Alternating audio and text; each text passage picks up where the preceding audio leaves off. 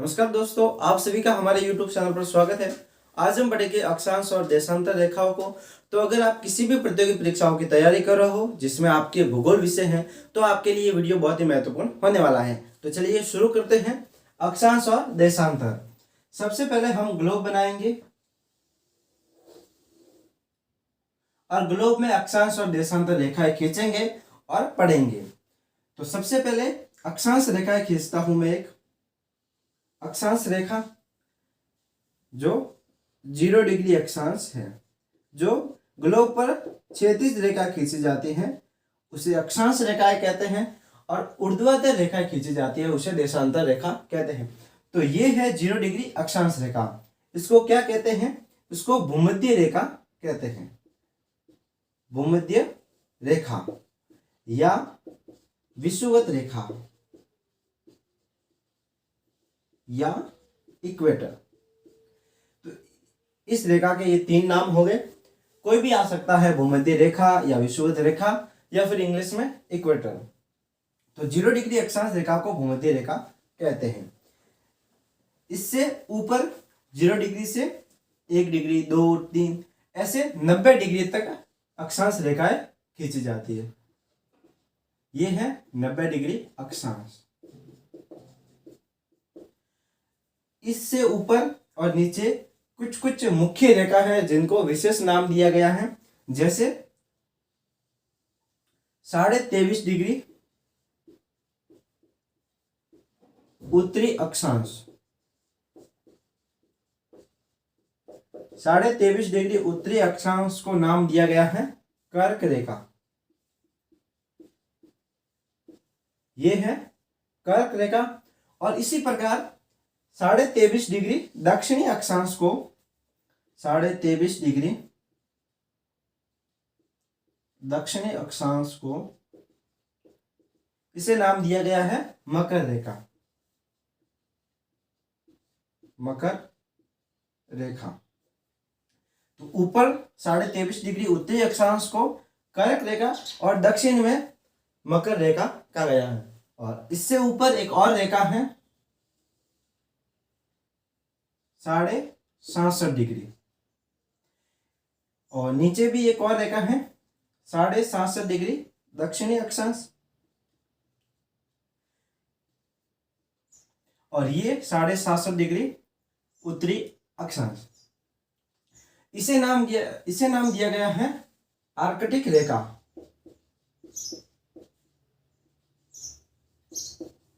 इसे आर्कटिक रेखा या आर्कटिक वृत्त इस क्षेत्र को कहते हैं, और ये आर्कटिक रेखा है। और इसे नाम दिया गया है अंटार्कटिक वृत्त।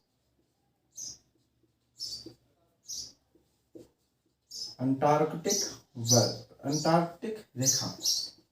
और ये जो क्षेत्र है अंटार्कटिक वृत्त कहलाता है।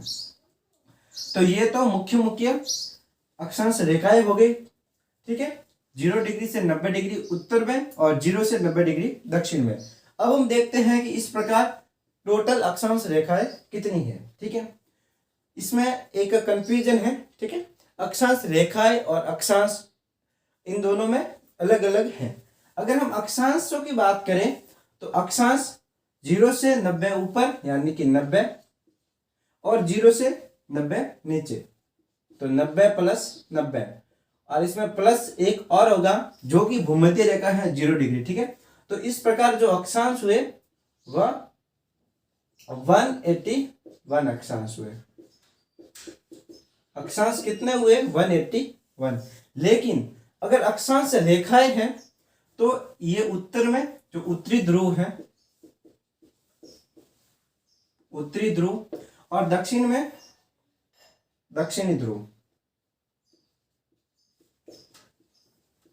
ये रेखाएं नहीं है, ये मात्र एक बिंदु है, पॉइंट है, इसलिए इसको अक्षांश रेखाएं नहीं कह सकते।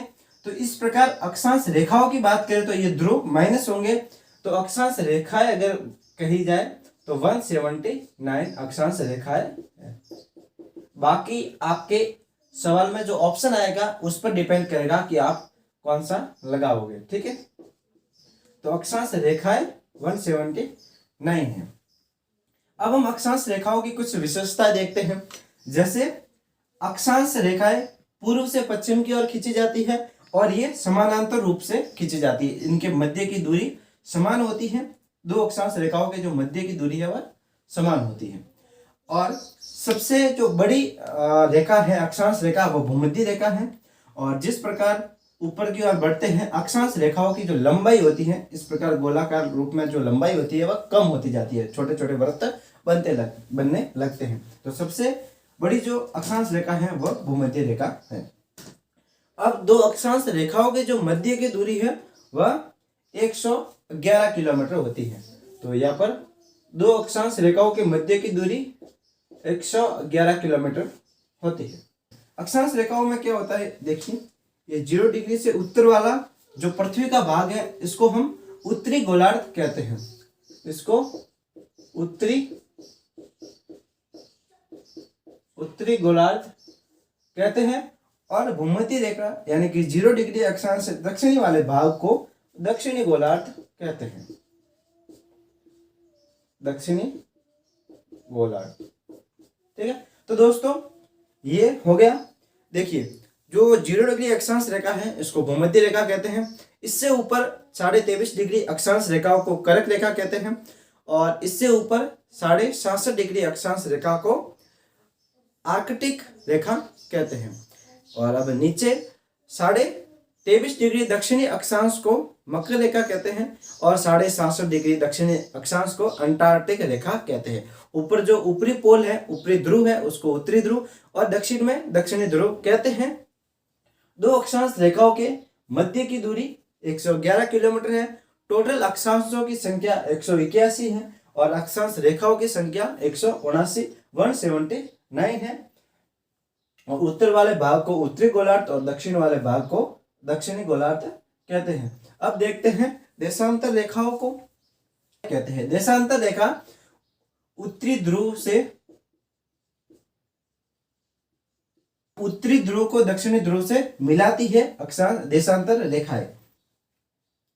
तो ये है दक्षिणी ध्रुव या दक्षिणी पोल, साउथ पोल। तो इस प्रकार सबसे पहले हम खींचते हैं 0 डिग्री देशांतर को। ये है 0 डिग्री देशांतर। 0 डिग्री देशांतर को जो नाम दिया गया है वह है ग्रीनविच रेखा। इसे कहा गया है ग्रीनविच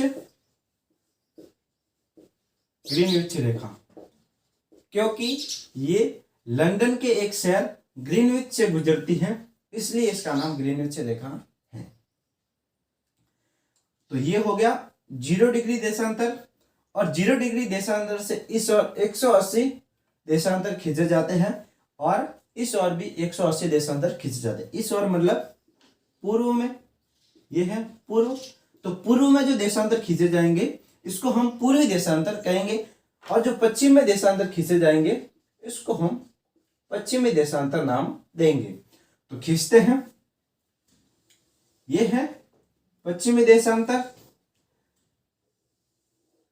180 देशांतर तो खींचना यहाँ पर संभव नहीं है, इसलिए मैं आपको कुछ देशांतर खींचता हूं। तो ये है पूर्वी देशांतर।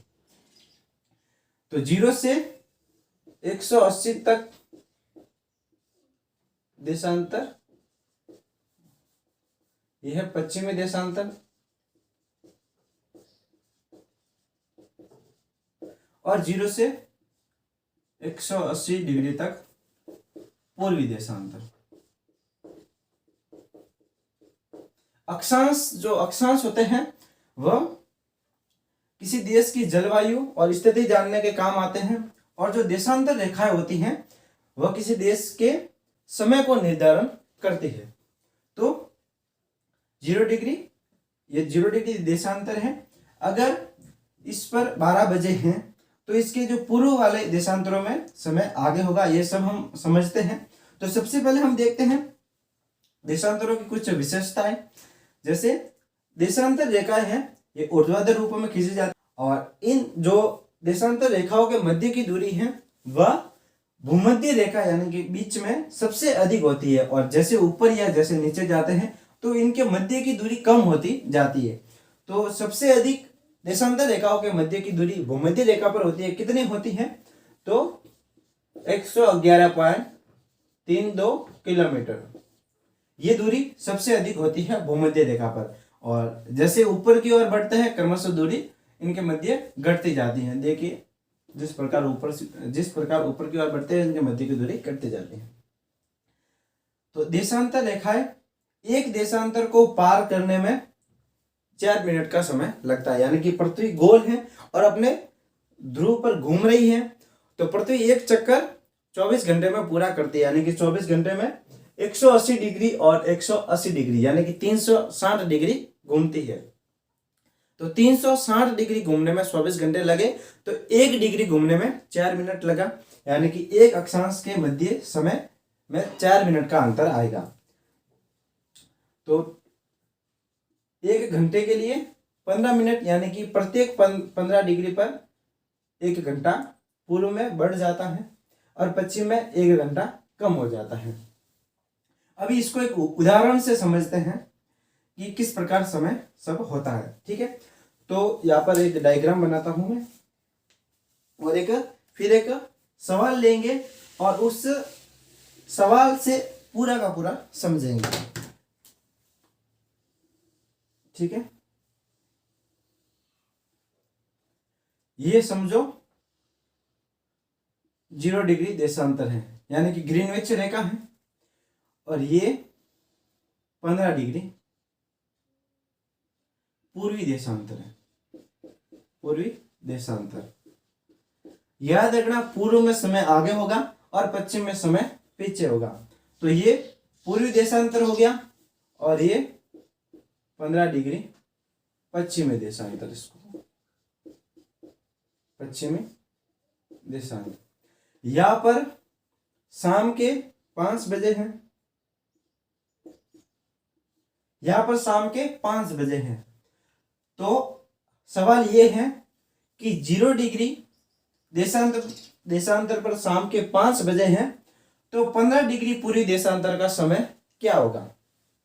तो आपको पता है कि एक देशांतर को पार करने में 4 मिनट लगते हैं, तो 15 देशांतर को पार करने में कितने मिनट लगे? 15 × 4 यानी कि 60 मिनट। तो पूर्वी देशांतर में है यानी कि 60 मिनट प्लस होंगे 15 × 4 60 मिनट, और पूर्वी देशांतर पे है 15 डिग्री पूर्वी देशांतर। पूर्वी देशांतर में है तो समय प्लस होगा, यानी कि 5 में 60 मिनट प्लस करते हैं, 60 मिनट या फिर 1 घंटा कह दो। तो यहाँ पर 60 मिनट प्लस करते हैं, तो 60 मिनट यहाँ पर हो गया 6 PM। तो यहाँ का जो समय होगा वह 6 PM होगा। समझ गए? 1 डिग्री को पार करने में 4 मिनट, तो 15 डिग्री आगे बढ़ा तो यहाँ पर 6 बजे होंगे। इसी प्रकार पश्चिम में समय कम होगा, तो यहाँ पर 1 डिग्री, यहाँ पर 1 घंटा आगे है, तो यहाँ पर 1 घंटा 15 डिग्री है, तो 1 घंटा यहाँ पर पीछे होगा, तो यहाँ पर समय होगा 4 PM। तो इस प्रकार से समय का निर्धारण होता है। अभी आगे हम पढ़ेंगे अंतरराष्ट्रीय तिथि रेखा, स्थानीय समय वगैरह। एक इंपॉर्टेंट टॉपिक है तिथि रेखा, जो हम आगे वीडियो बनाएंगे, उसमें हम तिथि रेखा पढ़ेंगे। तो आई होप आपको वीडियो अच्छा लगा होगा, पसंद आया होगा। तो इस वीडियो को लाइक कीजिए, शेयर कीजिए, और अभी तक चैनल को सब्सक्राइब नहीं किया है तो चैनल को सब्सक्राइब करें। धन्यवाद दोस्तों।